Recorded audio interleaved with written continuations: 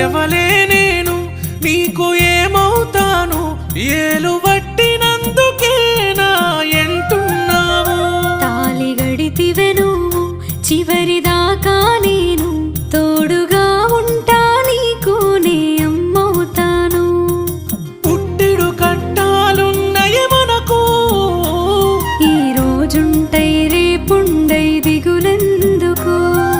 నాతో సుఖముండదమ్మ నీకు ఎట్లయితే గట్లాయే ఇక చూసుకుందము